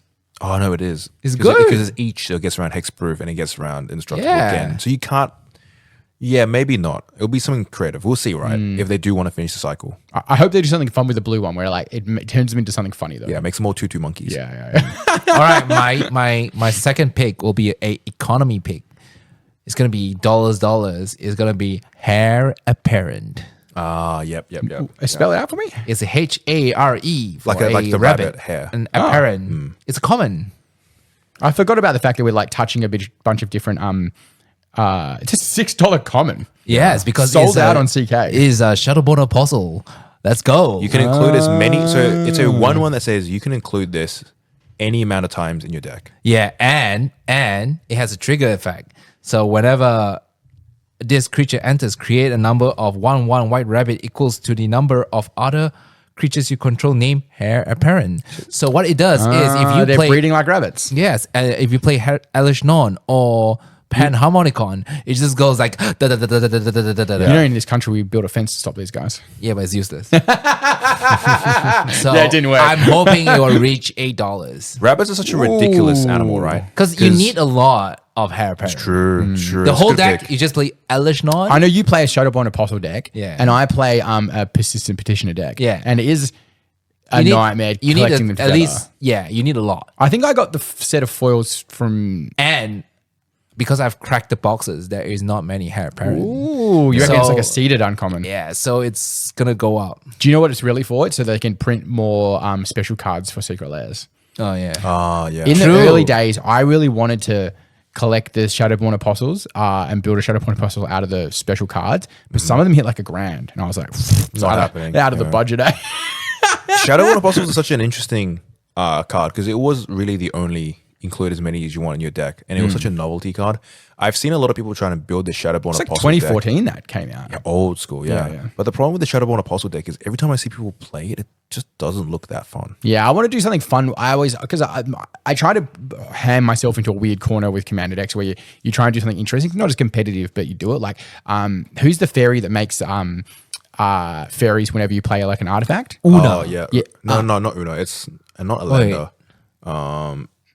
Alicia, right? No. Yeah, something like Yeah, that. yeah. So it's basically it's a flying fairy. Whenever you play an artifact, you make a fairy, and most people go into like a very like gross, like you play all these mana rocks and then you try and build up into a big combo with the creatures. That's how I played it when I built the commander deck, and it was one of the most OP commander decks. I Yeah, played. it's really quite strong. What I did with mine was I just put in a bunch of like swords and weapons. So that- Layla, art a Layla, provocateur. that's it. And I put in a bunch of swords and equipment and like hammers and stuff. So every time the fairy would come in, like, oh, you play a sword, then you would attach the sword to that one fairy, and each new fairy would have its own piece of equipment. So you're like creating an army of like geared up mini fairies. Nowhere near as competitive, but it really allowed me to go through my collection and pick out a bunch of like maybe subpar equipment that I like the art for or the concept for, and put it into a deck that you wouldn't do it any other way. And it was like very much you could play it in like a battlecruiser deck where, you got a few newbies, you can play it that way and not be so oppressive. But it fell in kind of like my deck of like, who's the Grixis guy that people play with wheels? Nekasar. Nekasar. Nekasar was my favorite zombie tribal commander deck forever, and I didn't do any of the wheel stuff. I just liked the fact that it was like into cooler colors, and you could play all these like a lot of like the zombies that were in those colors. But you can't play Nekasar. Like you sit down at a table, you're like, oh, it's not that Nekasar. Doesn't matter. He's Nekasar- getting railed off the field every second. Nekasar players ruin it for Nekasar. Yeah, players. 100%, Because bro. Nekasar is so cool. You're in red, black, and blue, which is some of the most fun colors for Commander, in my opinion. And he's a skeleton king. He's got a cool effect where everyone takes damage when they draw cards. It's different. Because But it's then giving card draw to everybody as well. Yeah, but right? everyone just plays wheels, and it's just like Nekasar just becomes. I'm going to try to kill everyone on turn 5. It's very cool. When I took my break and I worked up north for a couple of years and I didn't touch Commander at all. Before, I only played Battlecruiser Commander with people that took 3-hour games. I realize now that's not the best way to play Magic. I enjoyed it a lot of the time, but when I came back and Magic was much more sped up, it took me a little bit of time to adjust and realize that this is okay. But one thing I never got over was how they did my boy Nekasar wrong, because I played a game in the store with some people and they just, it was like I said, like turn 3 or 4, it was out because mana rocks were more prevalent now as well. Turn 3 or 4, it's out, and then it was just like wheel, game's over, and I was like, fun. Because of the playstyle, people have to kill the Nekasar player first. And there's a few commanders that come under that like system where it's like a kill on sight kind of site. Yeah. Absolutely. Yeah. Speaking about kill on sight, so all right. So Go that's back your to pick, Danny, William. though. Sorry? Oh, you picked your play. Who's Danny just picked? Danny. No, just, Danny, have you picked? No, so you... I finished my pick. Yeah, so you finished with your Heir Apparent as your final. Oh, pick, yeah, sorry, which is Heir- a good choice. I didn't even pick up on that. There's a few commons and uncommons I like a lot, but I didn't even see that in there, so... and a Heir Apparent has a strong potential of, if it's already sold out, to go up in price. Yes, sir. Good That's job, my Will. economy So you pick. picked how many cards so far? 5. 5 cards? Done deals? I'm done. And Danny, you are picking... Before I finish and say my last card, I just want to give a shout out to something that I thought was going to be more popular than it was. And it shows that maybe my perspective on the game isn't as competitive as I think it's going to be. But do you guys know what Lunar Insight is? What is that? It's the 3 mana blue card. This was on my honorable picks. Yes. So Yeah. like it's during your draw a card for each different mana value among non-land permanents you control. So it's only 3 mana too, right? Yes, 1 blue and 2 colors. I thought this was going to be like a $10 card. It's so good in Commander. It's incredible. Oh, okay. Like you just, it's like you've got a token, you've got a 1/1, you've got a 2/2, you've got a 3/3. You've just drawn 4 cards for 3 mana. By the time you get to turn 3, or you play the card, you've probably drawn 3 cards. 3 for 3 is amazing rate for Magic the Gathering. You might play it on turn 7 and get fucking 10 cards. Like it's incredible rate. I was surprised that it wasn't gonna be as much. And I really want to pick it, but it's sitting on like 30 cents and I'm like, not gonna do myself over. I think it's tricky. If it's 30 cents now, it's probably not going up. We're talking about foundations right now, and a lot of people have opened foundations. The dust hasn't settled yet. No one really knows what cards to buy. So we have like peak market saturation for the cards. So outside of the obvious, like everyone wants this card right now, we'll eventually find the space for when cards get good, I think. And I think Lunar Unsighted is fantastic. As you said, in Commander, just drawing the mana. But even in not Commander, let's say we're playing it in Standard. 3 mana to draw cards. The immediate moment that you're drawing more than 2 cards, it's better than Divination. Absolutely, yeah. 3 mana to draw 3 cards is actually quite good in Standard. So Interesting. We'll see how we go. All right. For my 5th and final pick, I'm going to be a little gamey, and I'm going to stick on Swiftfoot Boots. Nice. Because it traditionally will always return to $6. Like every... So our last pick is all economy pick. We went from last time we played the Dustmourn to being like, we're just going to pick cards we enjoy, to like, no, we're being smart about this. It's definitely a competitive pick. We pick like a value and then 2 favorites, and then we'll pick like a random, and then we'll pick like a economy pick. Of course. I've definitely got some like I've got some honorable mentions that I really like, some commons and uncommons, but it's I think the Swiftfoot Boots is like it's a standard Commander card. It gets put in most decks by most new players. Hold on. This card pick is brought to you by Imperial Numismatics. You got it. You went on a holiday to Adelaide. Now you can't say it anymore. Imperial Numismatics. Okay, Imperial Numismatics. Did John shout himself out on the card breaks you did? One of them he did. It's because it's all about money. What's shekels? Now that I feel like now that we're getting more professional at this slightly. I don't know if I've noticed, but we are saying like less, and I feel like we've all come into trying to be more professional men here. And do you think with the editing we get to a point where we can just have where John said Imperial Numismatics? Ooh, nice. And just cut it in over every time we try to say it?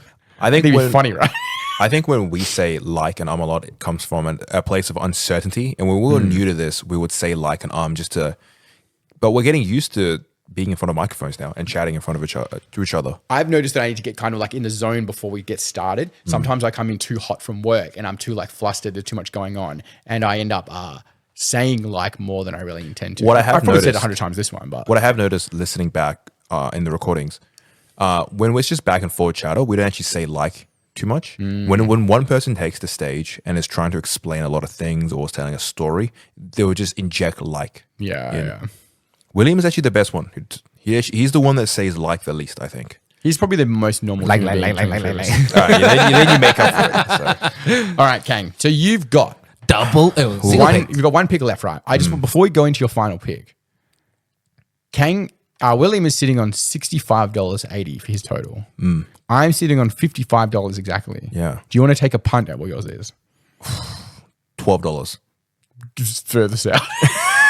like $7. $10.50. Hell yeah. I'm budget picking over You here, are dude. budget picking. Yeah. I can respect it. You mentioned He's thrift storing his you cards. guys are all around that $60 mark, which is actually where we were with Dustmourn as well. On average, we were all around that $60 mark.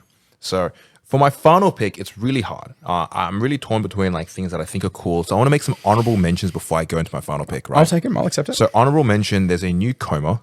Yes. It's Coma the World. It was on my short list, and I was kind of humming about it, right? So Coma the World Eater is 2 green, 2 blue, and 3 generic. So he's a total of 7 mana for an 8/12. But green, he's in green, so 7 mana is like 3 for Yeah, realistically, you can ramp the mana. He's an 8/12 Serpent that says this spell can't be countered, so he has to resolve. He's a trample, ward 4, super hard to target, and whenever he deals combat damage to a player, you create 4 3/3 Serpent coils.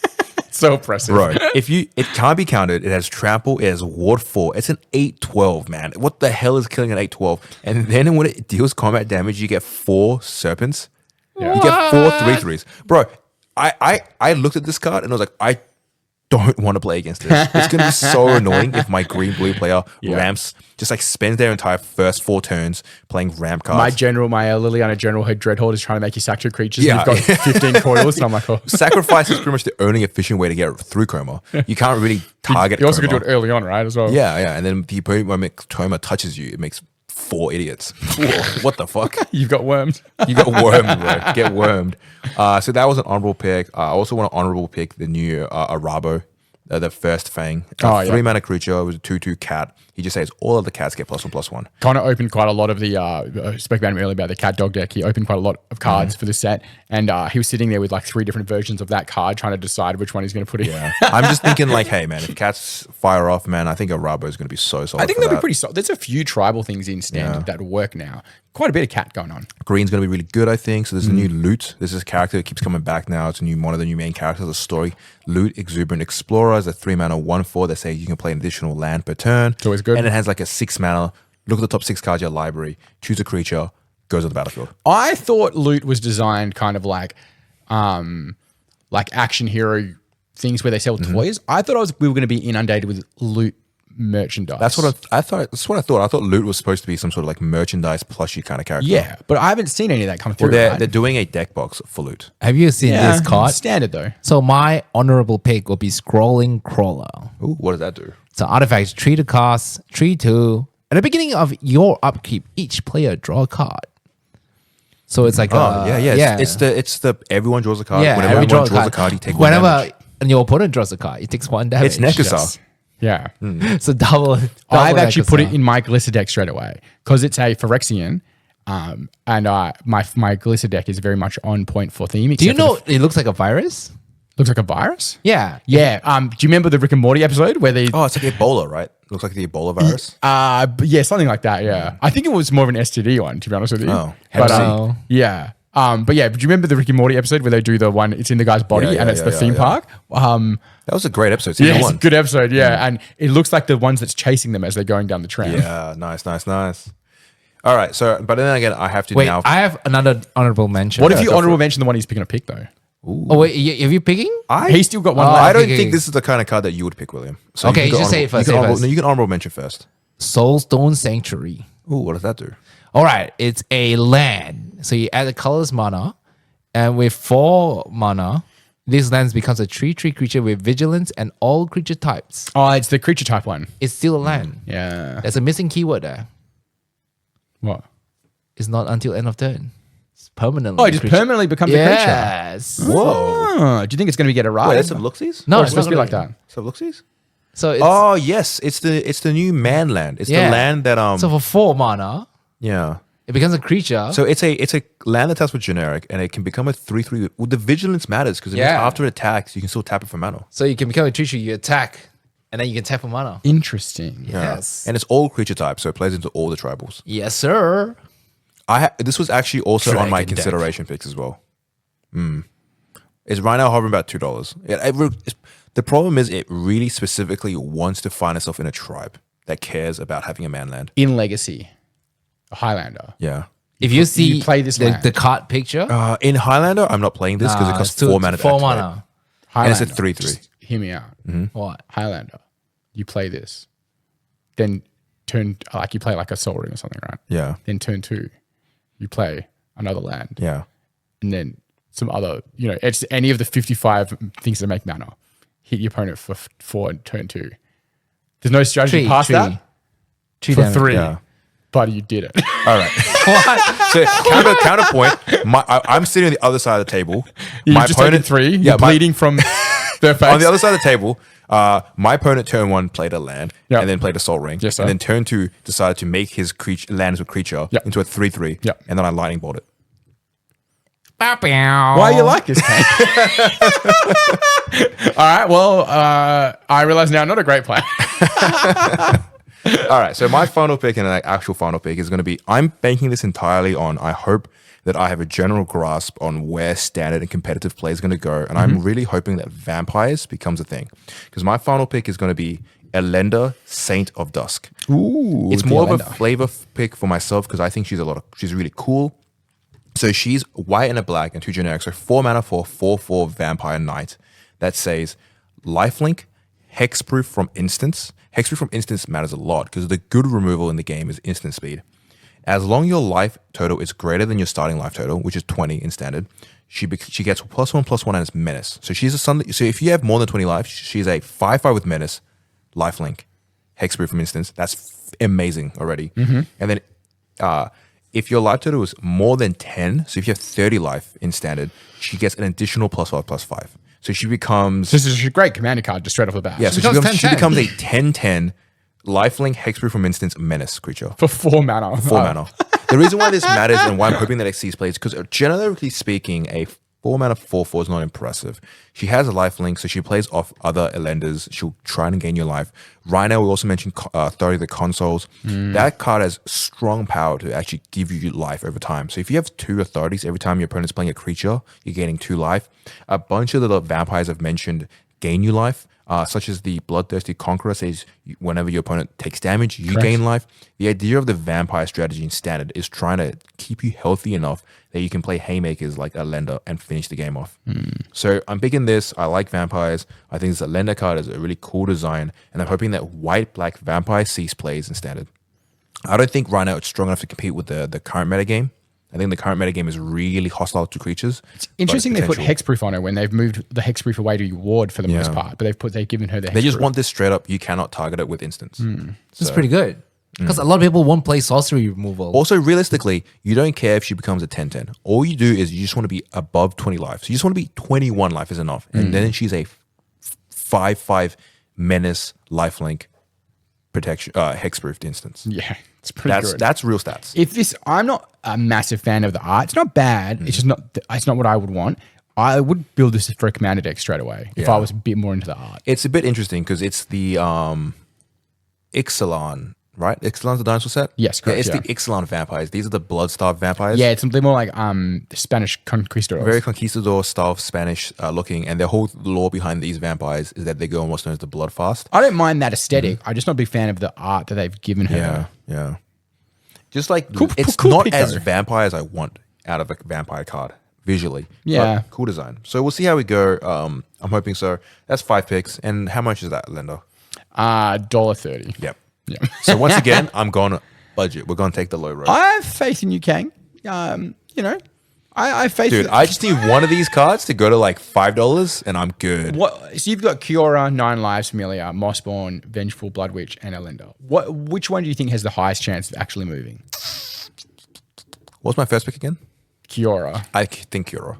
Yeah. Kiora has serious, maybe not legacy. Legacy is too strong, but I can, like, all she needs to do, like, you don't care if Kiora does damage. You just need to have 7 cards in your graveyard, and she attacks, and you get an 8/8. You just don't care after that. I'd be interested to see. I wonder what the Blood Witch is going for, like the special version of this, because I feel like it's an not an auto include, but a general include in a lot of black commander decks. Absolutely.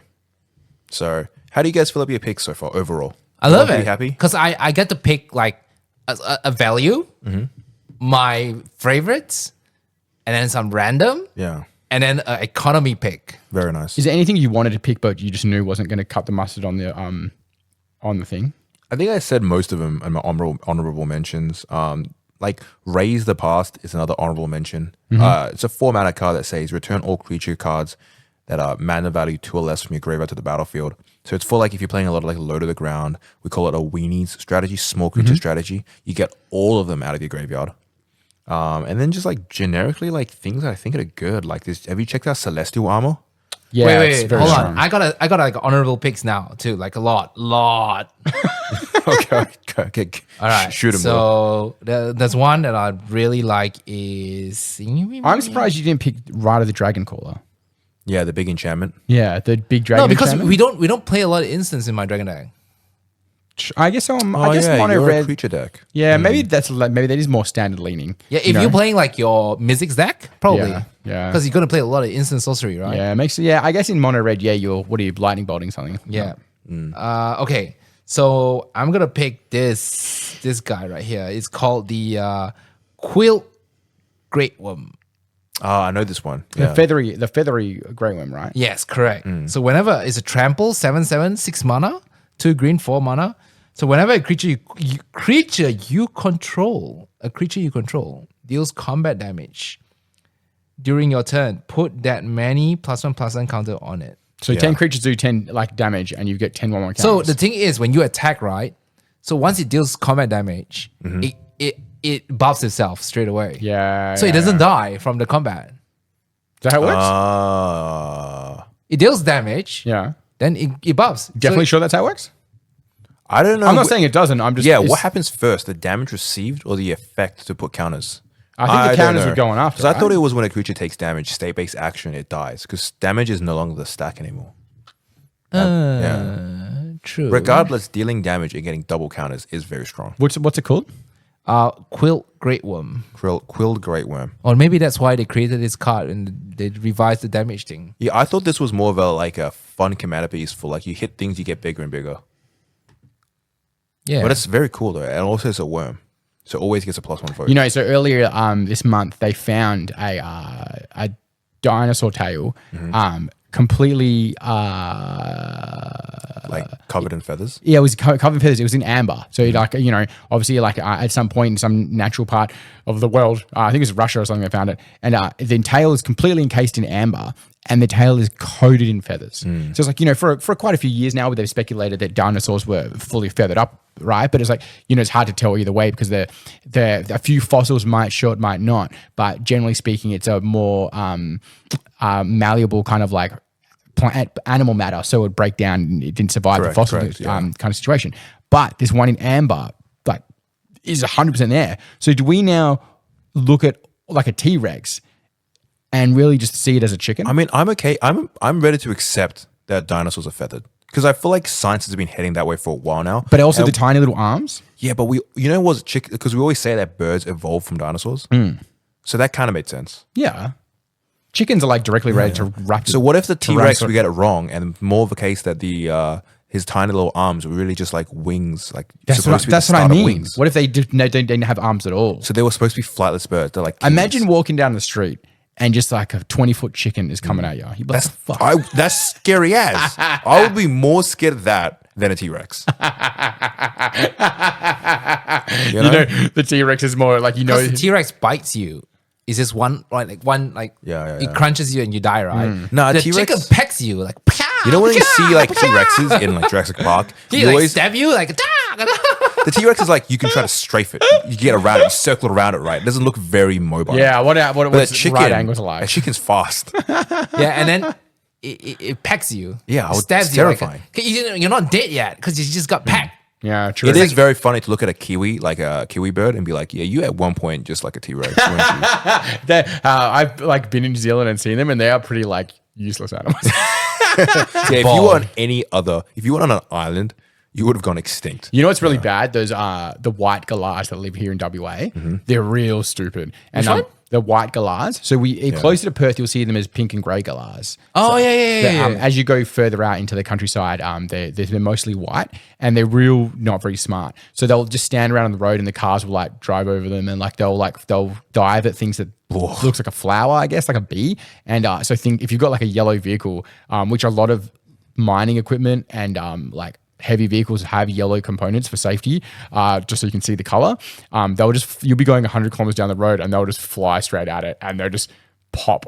Dude. And it's so what? Yeah, that bird's mind's wow, this bee is really big. If you're a guy that cares, like I do, I don't want to go murdering animals all the time. So you drive down and when they're near you, just beep your horn and they fly away from the noise. But you're just driving down at a street, 100 kilometers an hour. There's nobody around you, and you're just beeping your horn like a fucking crazy person so that the birds leave.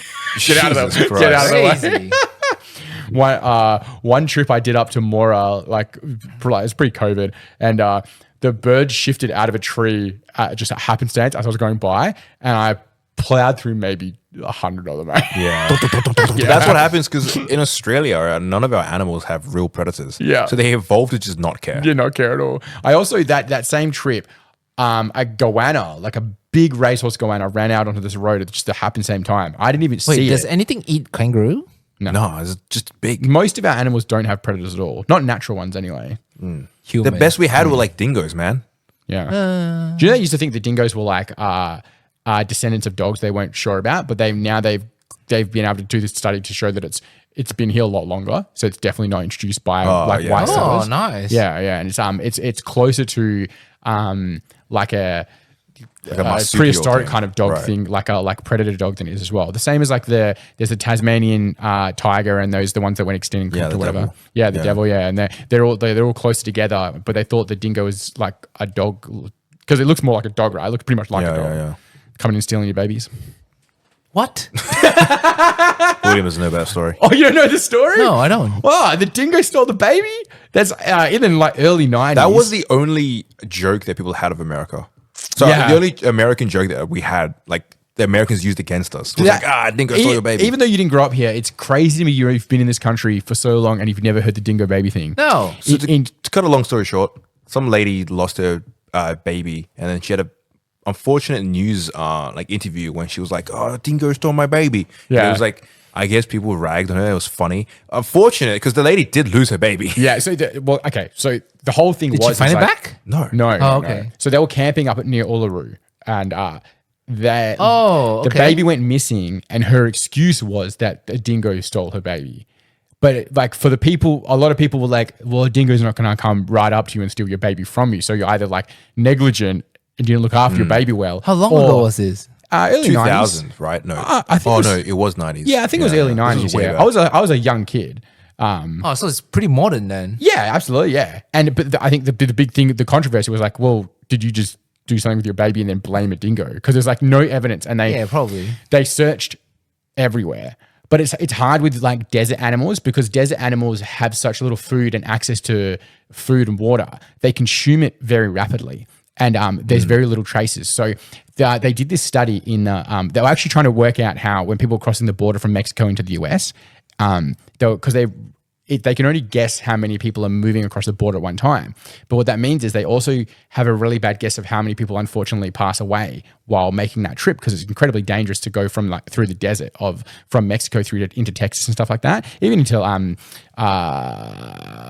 California. That desert, it gets incredible heats. There's no water for like hours and hours of walking. A lot of people pass away, they don't know. So what they did was they took a bunch of pigs and they dressed them up in human clothes, and they put trackers in all the different parts of the bodies of the pigs. So like every limb got one, a bunch of the hooves, the snout, like different all over the body parts. They covered it in trackers and then left it there.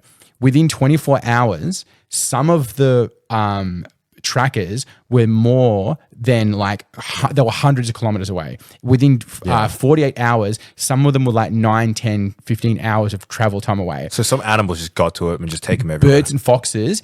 And after besides them being able to track it, they couldn't relocate any flesh at all, no bones, no flesh. And they found one shoe and a hat and like a piece of a shirt. And it was like the animal, the ants and the foxes and all the different birds, they cleaned it up. So it's like what they were trying to prove is like they don't know how many people go missing and just never there's no way for you to tell especially when they're crossing the border. Interesting. And so Interesting. it's like and that study, that's a pretty modern, like a much more modern test. So it shows like, this lady has been ridiculed her whole life because I gotta read that story now. she's saying like this dingo told a baby, and everyone kind of took it like, Australia's a pretty We like our laughs. yeah, you know what I mean? Like this lady did lose her, like her baby did pass away. And the thing was like the instant Australian thing was like, we'll blame her. You know what I mean? They're obviously just making that up. You're just like, shit, what you're doing. Interesting. So, Okay. I don't know how we got to that from the Interesting. I think it's important to know that the Australian desert really is no joke. Yeah. There's stories all the time of tourists that come to Australia and they'll go and say like outback, safaris, or they'll just take some trucks out, and they always underestimate the Australian desert. And we just have statistics where tourists just die all the time. Yeah. Oh, really? Yeah. Because let's say you live in Europe, right? You live in a pretty temperate climate. You got plenty of rain and whatever. And you come to Australia, and if you just go out to the desert unprepared, you don't have if you don't have stuff ready for the sun and enough water, you'll just die. The biggest thing for Australia is everything is so incredibly far apart. So even if you're in the US, you're only an hour or so from somewhere different. Yeah. If you have to walk it, you might be all right. But if generally speaking, once you go past the wheat belt or like the lower shelf of Australia, it's hours before the next town. It's darling, bro. So people make massive mistakes. If you a breakdown on the road, you have to stay with your vehicle. The number one rule is stay with your vehicle. Doesn't matter how bad your situation is, at least you're out of the sun. You might have run out of water. Doesn't matter. Someone will eventually drive past you. Like mostly, not everywhere, but for the most part. If you're driving there, unless you've been really stupid and driven somewhere way off base, someone will eventually come past and they'll like if you're like Nullarbor, you're probably fine. But people will get out of their car and think they're going to walk to the next town, or they take a shortcut through a farm or whatever. They're dead in hours because it's like incredibly hot. They've got no preparation. Most people aren't ready for the sun, and they leave their vehicles and go away. And it's a big deal. It's like, you can't just get out and then walk to the next town. The next town, like when you're driving through all of outback Australia, there's signs everywhere telling you how far and how many hours and how many kilometers in fuel there is until the next place where you can buy fuel. Because people will just underestimate that and then run out of fuel and then they're just stuck on the side of the road. That's incredibly common. I don't know if this is a real thing because I've never driven like a road trip to Australia. But apparently it's a thing where you'll get places being like, this is the last fuel spot before you have to go out. And then there'll be immediate afterwards, there'll be another fuel spot. They'll be like, this is the last one before you can go out. And they're trying to be like, hey, buy fuel from us. There might be a few that are joking around, but for the most part, they do it quite seriously. And there's like signs that are implemented from the government. Like it's like the same as like the road signs on the freeway. Oh, interesting. Yeah, because they're like, they'll say it's like, it's 100 kilometers until you get to the next fuel stop. Do you have enough to get there? Because if you don't, you've got no options. Yeah, good luck. Yeah, there's no 7-Eleven halfway down the street. Have I ever told you the story of when I crashed my car coming from Mora? So I used to drive when I was just pre-COVID. I was working up in Mora, which is a wheat belt town. It's not too far away. It's about 3-4 hours. But I used to go a slightly quicker way, but it's definitely off the general track. It's not like a hard track. It just cuts through some farms and it's not one of the main roads that goes through other towns.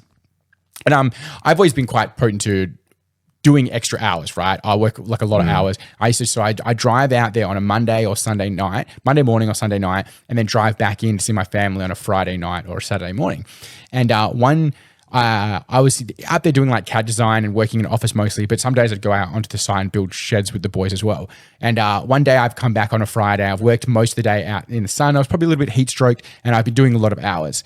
And as being a truck driver for over a decade at that point, I like to think that I really know my limits on like when I'm tired, when I shouldn't be driving at all. I've always been quite safe with that. Like I'll always pull over at a petrol station and sleep just an hour in the truck if I need to. This day I just misjudged that. And on the way home, it was dusk and like the sun was coming down. It's quite warm, obviously. And I'm doing 100 down this road. And it goes for maybe 2 hours on a very gradual bend, just a very slight bend. So it's not straight. You just have to it just bends away from you. And I'm doing 100 kilometers an hour. And I blink and I wake up and my car is fully spinning 360. And I've fallen asleep for a couple seconds, not realized it. And as the wheels touch, because there's no curbs, it goes into the shingle, which is like kind of like little rocky red. It's just loose rocks. The wheels hit the shingle and it bumps, and it's because it gets dragged into there. You don't keep going. It kind of like drags it down a bit. It just made the car spin in circles. So I was driving my Audi at the time, which I'd done in the Uber driving in, and that has like a security system in it which auto locks. Mm-hmm. So it takes the steering control away from you, and it tries to spin the wheel back and forth to slow the spinning, like me rotating around. So the wheels. Because what happens is a lot of people's instincts when you hit spin, a lot of people's instincts is to brake. What happens is if you actually slam on the brakes, you lose traction on the wheels. Absolutely. And you actually spin more. You start gliding across the top of the So if this is a pro tip, like this is, if you ever reach a point where like you're spinning, you actually want to just slowly like throttle your brakes and acceleration. Yeah, but in that panic mode, of course, in the panic, you never know. Right? That's why modern day cars have ABS. And stuff. Yeah. So my ABS braking was kicking in essentially, right? And I didn't freak out, but I didn't react either. I just was like, I just spun. I kind of like went into like a panic of like you just not let your reacting. car spin and you slow down. It spun a heap. And as I spun around, I actually went back then because I had to go home. I went back the day after. I'd missed a tree by millimeters. But what I did was, as it went, all the back wheels were completely off the road as I was spinning, and it pulled up. Have you ever seen like the white posts with the reflector signs on them? Yeah. So they posted along a lot of the roads out there. And I took out one of those, and the concrete lump that holds it in the ground pulled out of the ground and put a massive dent in the bottom of my chassis. So like you can, anybody who wants to see, it's actually my car's died. It's died. It's been at the shop for a week or two now, and it's sitting outside. If you want to go look at it, there's an enormous dent in the bottom of the chassis, which is traditionally the strongest part of the car, especially for my car. For what it is, it was like a 1.9 ton worth of metal. So it's a huge dent, and it pulled out of there, and it spun and spun and spun. And because it's going into shingle, it's really dirty and dusty, and it's coming down with by this point the sun had set, and I'm sitting there with my lights on. I can't see anything. It's like being in a fog because there's so much dust blowing up in the air, and I'm facing the wrong way on the road. And I kind of sat there and I stared forward, and I didn't panic as I freaked out. I just panicked because I was so confused about what was going on. You had to collect yourself. Yeah, after 100%. that, it's like, well, yeah, I just kind of sat there and I was like, oh shit, and I after a couple of minutes, I was like, I'd better go home. And at that point, I just tried to stay awake at anything I could. I kept all the windows down. I was like, just need to go home. And the worst bit was at that time with my partner, I was pretty I would come home on a Friday night, and sometimes I would just skip coming home and go to the pub with the boys. And I'd get in trouble here and there. And because I'd come home late that night from working, and then this whole incident happening, she thought I'd come home I'd stop by the pub on the way back, or no, I didn't really drink. I was just hanging out with the lads instead of coming home. And she was mad at me because I'd come home late, and I just kind of got into bed and was and we went to sleep. You're I almost died. Yeah, I was it was definitely the closest thing I'd had to a near-death experience. Yeah. But it was there was shingle. I had to go get all the tires replaced because the shingle had dug in between the rim and the tires. Ooh. And it was crazy. And when I went back there on the Monday, I drove past the same spot, and you could see all the wheel marks through the shingle, it was still dug in. And I'd missed a tree in millimeters. I have no idea how I managed to not hit it. But at some point, the wheel hit the edge of the road, and it made the car bounce back around, and really, really hard. I've probably done some incredible damage to it, but that's what made me stop. And I just sat there for maybe 10, 15 minutes, just staring out at the dust going past. But if I had really badly crashed, nobody uses that road. It maybe Monday, Tuesday, people would have used it coming back for work, but I was on a Friday, probably the last one to use it for that weekend. Yeah. So I was Stuck. very, very lucky. And Did you buy a Lotto that day? He used all of his luck. I really, as a person with kids and a business and responsibilities, I really sat down and rethought how I process when it's safe to drive and when not. Because I'm pretty bad at making choices for work stuff. I've slept 2.5 hours last night. I've been doing day shifts and night shifts again, and it's good and it's important, at the moment while we're getting the restaurant going that I've got that money coming in. But the 2-3 hours is a bit rough. But I'm fucking proud of myself today. I did gym. I did all of my paperwork. I come in. We did podcast. Nice. I did want to play some cards with the lads for Commander Night. It didn't happen. But I've got to do all these things, and I'm feeling pretty good. I have been grumpy on a Wednesday though. I've got to reset my Wednesday. I've been coming in I think Wednesday burnout from the week coming through, because I don't get a Monday to Friday. It's just I work 7 days a week for 2 years. But for some reason on a Wednesday I come in, that's my shift, and I'm just a little grumpy pants. Yeah, because you have to be doing something, right? I need to reset that. But I've got a handle on all my emails and my paperwork today, so I'm feeling pretty good about that. All right, so we're at an hour 30, so we're gonna probably sign it off now here. But before I do, I want to announce a thing as well. Earlier in the week, we did some box openings. Myself, Tom and John, who are both podcast regulars, we cracked open a couple boxes. We opened a Magic the Gathering Collector Booster Box of Foundation. That's all on video, and I'll be uploading it this weekend. We want a box opening. So that's going to be on our YouTube channel. If you're already on our YouTube channel, fantastic. If not, check out our YouTube channel, subscribe, watch on the weekends. On top of the Foundation's Collector Booster Box, we've also opened a Mystery Booster 2 box as well. Mystery Booster 2 was actually a ton of fun to crack open on video. A lot of really cool stuff was pulled, so check out that video as well. Nice. Both of them will be opening on this weekend, so keep an eye out for that video there. Cool. Awesome. Yeah. One more, a few of the patrons have been playing WoW on a Monday. So if you want to come, hang out, play WoW, we're in the Discord. Come out, hang out. Yeah. Play WoW. You'll find Danny on Monday World of evenings. Warcraft on Monday. Let's go. Yeah. All right. Thank you very much for listening, as always. Ciao, Stay awesome. meows.